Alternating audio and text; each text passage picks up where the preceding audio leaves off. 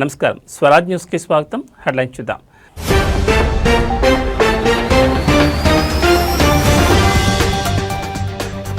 రాష్ట్రంలో ఉప ఎన్నికలు ఖాయం. పార్టీ శ్రేణులకు గులాబీ బాస్ సంచలన పిలుపు.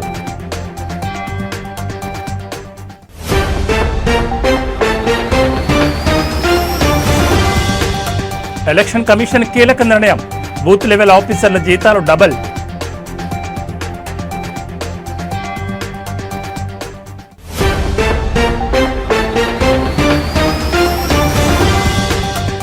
జమ్మూ కశ్మీర్లో ఎన్కౌంటర్, మరో ఉగ్రవాది హతం.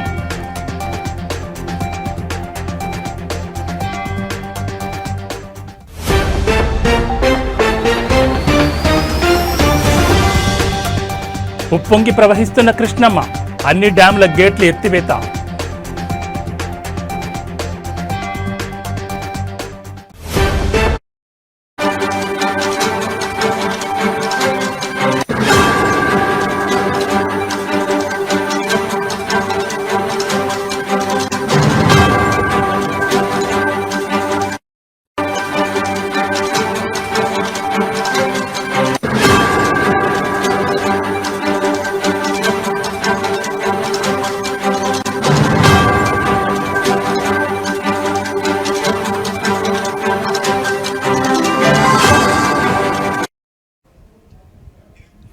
బులెటిన్లో బ్రేకింగ్ న్యూస్ చూస్తున్నాం. బీఆర్ఎస్ నుంచి గెలిచి పార్టీ ఫిరాయించిన ఎమ్మెల్యేల అనర్హత వేటు పిటిషన్లపై దేశ అత్యున్నత న్యాయస్థానం సుప్రీంకోర్టు తీర్పు వెలువరించిన విషయం తెలిసిందే.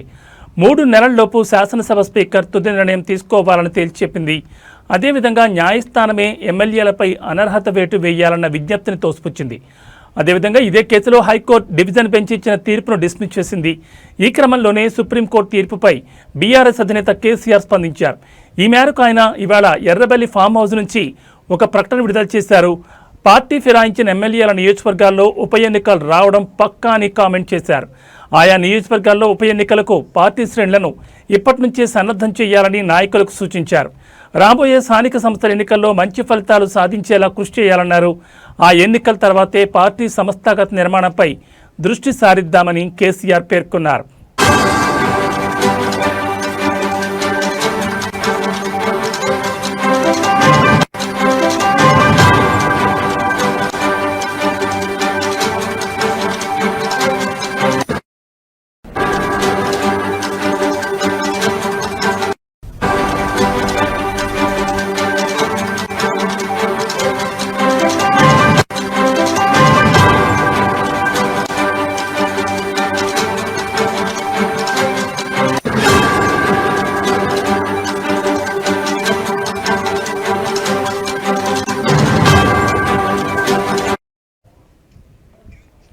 బనకచర్ల ప్రాజెక్టును నిర్మించి తీరతామని ఏపీ సీఎం చంద్రబాబు నాయుడు, మంత్రి నారా లోకేష్ స్టేట్మెంట్లు ఇస్తున్న సీఎం రేవంత్ ప్రభుత్వం మౌనంగా ఉండడాన్ని ఊరూరా ప్రజల్లోకి తీసుకెళ్లి ఎండగట్టాలని కేసీఆర్ అంటున్నారు.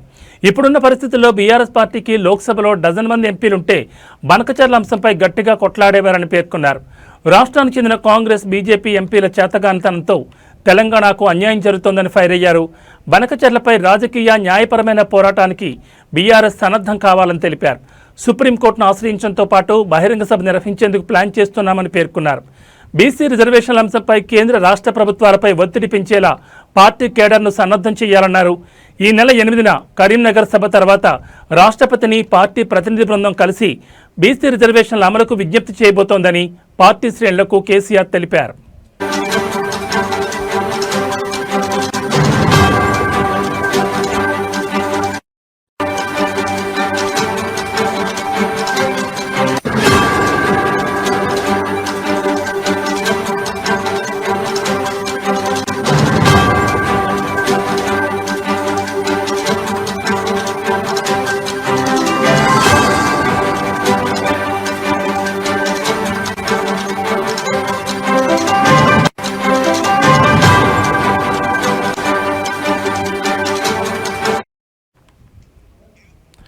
బీఆర్ఎస్ నుంచి గెలిచి పార్టీ ఫిరాయించిన ఎమ్మెల్యేల అనర్హత వేటు పిటిషన్లపై దేశ అత్యున్నత న్యాయస్థానం సుప్రీంకోర్టు తీర్పు వెలువరించిన విషయం తెలిసిందే. 3 నెలల్లోపు శాసనసభ స్పీకర్ తుది నిర్ణయం తీసుకోవాలని తేల్చెప్పింది. అదేవిధంగా న్యాయస్థానమే ఎమ్మెల్యేలపై అనర్హత వేటు వేయాలన్న విజ్ఞప్తిని తోసిపుచ్చింది. ఇదే కేసులో హైకోర్టు డివిజన్ బెంచ్ ఇచ్చిన తీర్పును డిస్మిస్ చేసింది.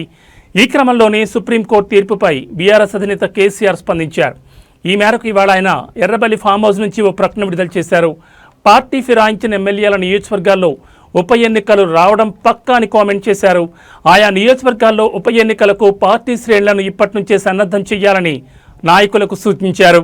రాబోయే స్థానిక సంస్థల ఎన్నికల్లో మంచి ఫలితాలు సాధించేలా కృషి చేయాలని అన్నారు. ఆ ఎన్నికల తర్వాతే పార్టీ సంస్థాగత నిర్మాణంపై దృష్టి సారిద్దామని కేసీఆర్ పేర్కొన్నారు. బనకచెర్ల ప్రాజెక్టును నిర్మించి తీరతామని ఏపీ సీఎం చంద్రబాబు, మంత్రి నారా లోకేష్ స్టేట్మెంట్లు ఇస్తున్నా సీఎం రేవంత్ ప్రభుత్వం మౌనంగా ఉండడాన్ని ఊరూరా ప్రజల్లోకి తీసుకెళ్లి ఎండగట్టాలని కేసీఆర్ అన్నారు. ఇప్పుడున్న పరిస్థితుల్లో బీఆర్ఎస్ పార్టీకి లోక్సభలో డజన్ మంది ఎంపీలుంటే బనకచెర్ల అంశంపై గట్టిగా కొట్లాడేవారని పేర్కొన్నారు. రాష్ట్రానికి చెందిన కాంగ్రెస్, బీజేపీ ఎంపీల చేతగానితనంతో తెలంగాణకు అన్యాయం జరుగుతోందని ఫైర్ అయ్యారు కేసీఆర్. బనకచెర్లపై రాజకీయ, న్యాయపరమైన పోరాటానికి బీఆర్ఎస్ సన్నద్ధం కావాలని తెలిపారు. సుప్రీంకోర్టును ఆశ్రయించడంతో పాటు బహిరంగ సభ నిర్వహించేందుకు ప్లాన్ చేస్తున్నామని పేర్కొన్నారు.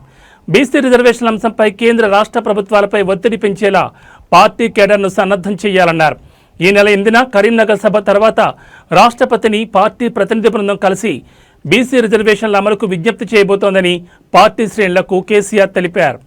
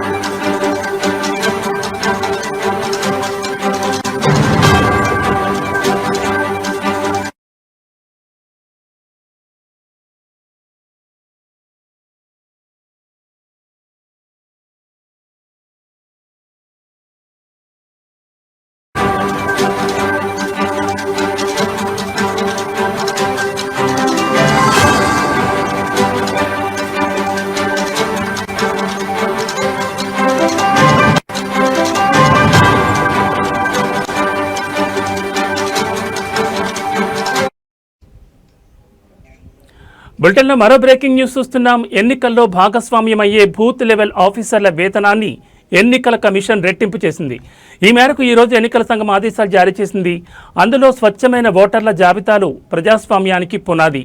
ఎలక్టోరల్ రిజిస్ట్రేషన్ ఆఫీసర్లు, అసిస్టెంట్ ఎలక్టోరల్ రిజిస్ట్రేషన్ ఆఫీసర్లు, BLO సూపర్వైజర్లు, బూత్ లెవెల్ ఆఫీసర్లతో కూడిన ఓటర్ల జాబితా యంత్రాంగం చాలా కష్టపడి పనిచేస్తుంది.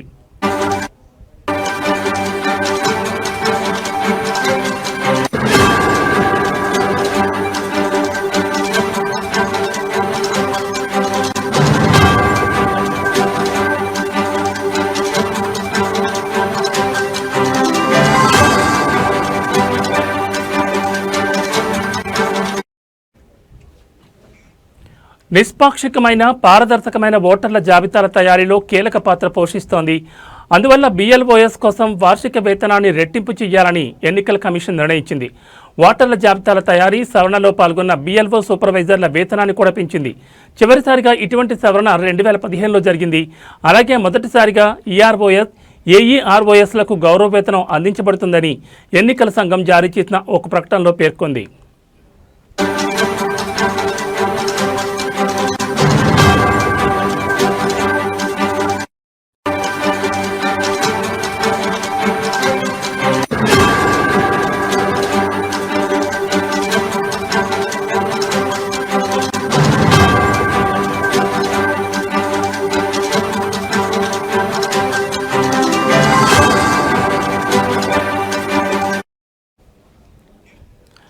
బ్రేకింగ్ న్యూస్ చూస్తున్నాం. ఎన్నికల్లో భాగస్వామ్యమయ్యే బూత్ లెవెల్ ఆఫీసర్ల వేతనాన్ని ఎన్నికల కమిషన్ రెట్టింపు చేసింది. ఈ మేరకు ఈరోజు ఎన్నికల సంఘం ఆదేశాలు జారీ చేసింది. అందులో స్వచ్ఛమైన ఓటర్ల జాబితాలు ప్రజాస్వామ్యానికి పునాది. ఎలక్టోరల్ రిజిస్ట్రేషన్ ఆఫీసర్లు, అసిస్టెంట్ ఎలక్టోరల్ రిజిస్ట్రేషన్ ఆఫీసర్లు, BLO సూపర్వైజర్లు, బూత్ లెవెల్ ఆఫీసర్లతో కూడిన ఓటర్ల జాబితా యంత్రాంగం చాలా కష్టపడి పనిచేస్తుంది. నిష్పాక్షికమైన పారదర్శకమైన ఓటర్ల జాబితాల తయారీలో కీలక పాత్ర పోషిస్తుంది. అందువల్ల BLOS కోసం వార్షిక వేతనాన్ని రెట్టింపు చేయాలని ఎన్నికల కమిషన్ నిర్ణయించింది. ఓటర్ల జాబితాల తయారీ సవరణలో పాల్గొన్న BLO సూపర్వైజర్ల వేతనాన్ని కూడా పెంచింది. చివరిసారిగా ఇటువంటి సవరణ 2015లో జరిగింది. అలాగే మొదటిసారిగా EROS, AEROSలకు గౌరవ వేతనం అందించబడుతుందని ఎన్నికల సంఘం జారీ చేసిన ఒక ప్రకటనలో పేర్కొంది.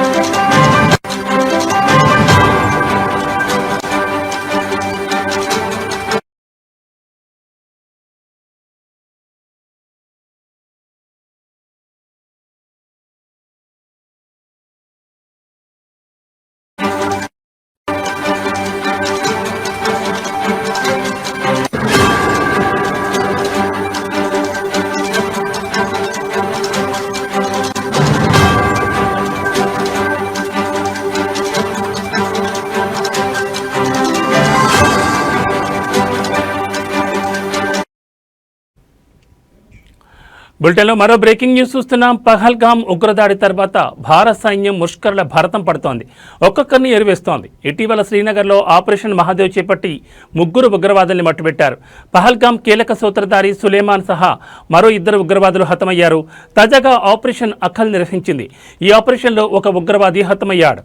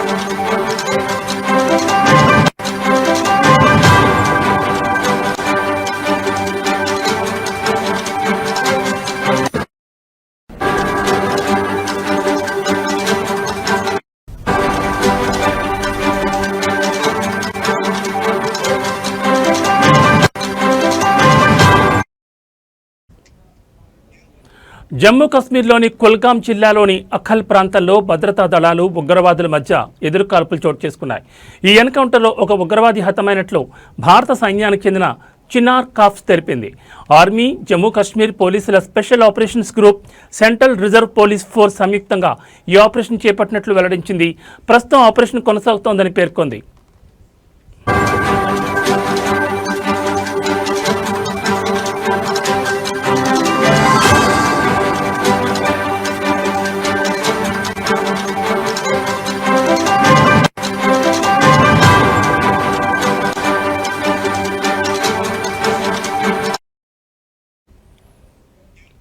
అఖల్ అటవీ ప్రాంతంలో ఉగ్రవాదులు తిష్టవేసినట్లు సైన్యానికి పక్కా సమాచారం అందింది. దీంతో భద్రతా దళాలు గాలింపు చర్యలు చేపట్టాయి. ఈ నేపథ్యంలో సైన్యంపై ఉగ్రవాదులు కాల్పులకు తెగబడ్డారు.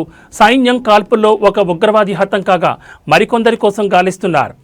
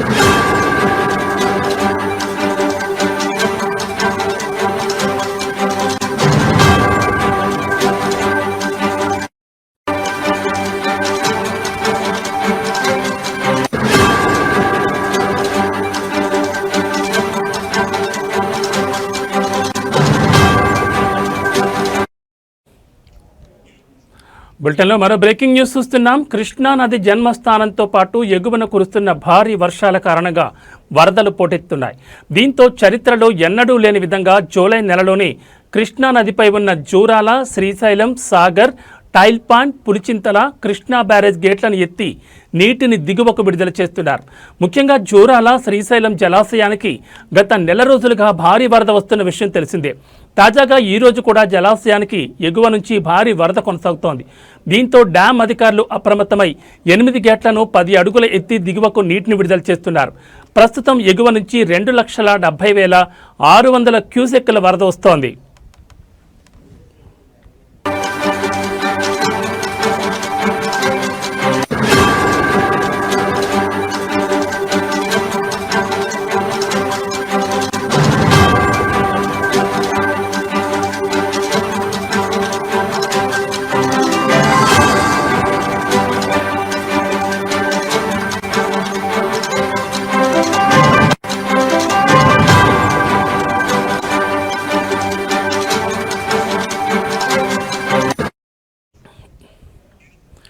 ఎనిమిది గేట్లు కుడి, ఎడమ విద్యుత్ కేంద్రాల ద్వారా 2,76,461 క్యూసెక్కుల నీటిని దిగువకు విడుదల చేస్తున్నారు. దీంతో దిగువన ఉన్న నాగార్జున సాగర్కు వరద కొనసాగుతోంది.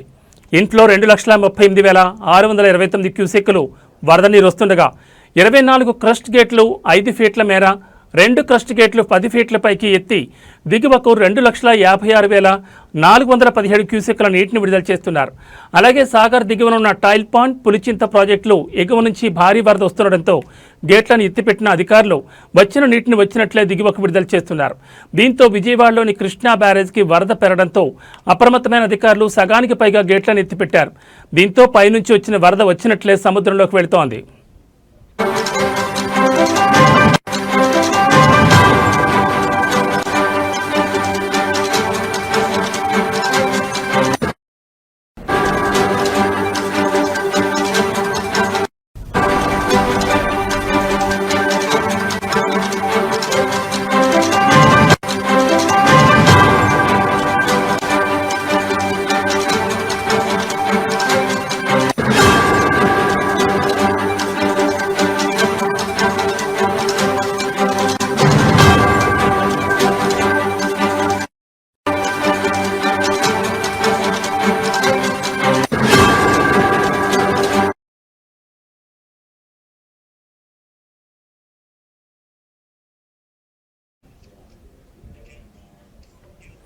జాతీయ సినీ అవార్డు విజేతలకు మెగాస్టార్ చిరంజీవి సోషల్ మీడియా వేదికగా శుభాకాంక్షలు తెలిపారు.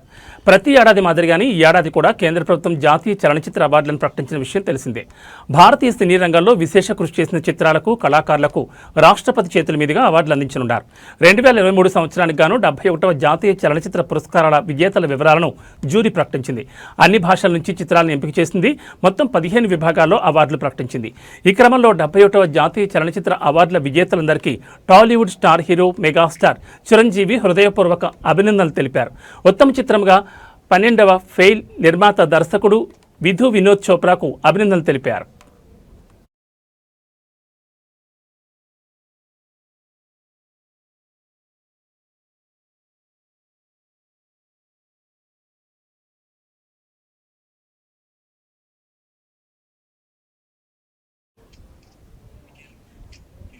ఏవీ బులెటిన్ అప్డేట్స్, మరిన్ని అప్డేట్స్తో మళ్ళీ కలుద్దాం. నమస్తే.